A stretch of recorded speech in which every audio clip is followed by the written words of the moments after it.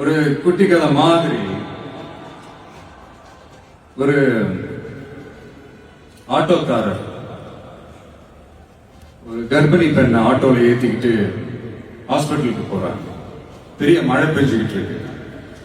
அப்ப அவர்கிட்ட இருந்த அந்த கொடைய அந்த கர்ப்பிணி பெண்ணை கிட்ட கொடுத்துட்டு இதை எடுத்துக்கிட்டு போமா அப்படின்னு சொல்றாங்க. அப்ப அந்த பொண்ணு சொல்றாங்க,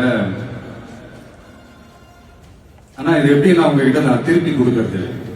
அதுக்கு அந்த ஆட்டோக்காரர் சொல்றாரு, வேற யாருக்காவது தேவைப்படுறவங்களுக்கு கொடுத்துருமா அப்படின்னு சொல்லிட்டு அவர் போயிடுறாரு.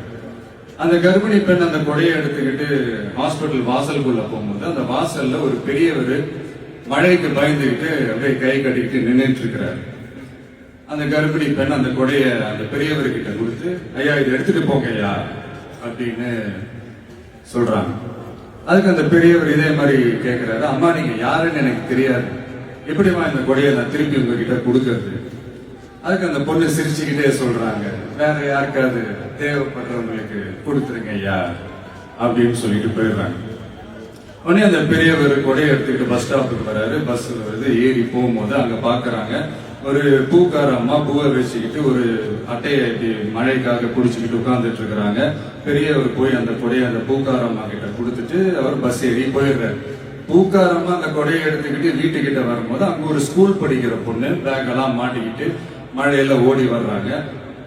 அவங்க போய் அந்த ஸ்கூல் பொண்ணு கிட்ட கொடையை கொடுத்துட்டு, மழையில நனையாதம்மா இதை எடுத்துக்கிட்டு போங்க அப்படின்னு சொல்றாங்க. அந்த பொண்ணு தேங்க்ஸ் அப்படின்னு சொல்லிட்டு வீட்டுக்கிட்ட வரும்போது அந்த பொண்ணோட அப்பா பதட்டத்தோட வாசல்ல நின்றுட்டு இருக்கிறாரு. பொண்ணு மழையில நனைஞ்சுக்கிட்டு வரணுமே அப்படின்ட்டு.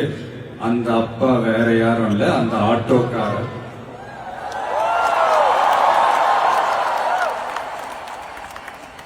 அந்த குடை அவர் கொடுத்த குடை. So the moral of the story is,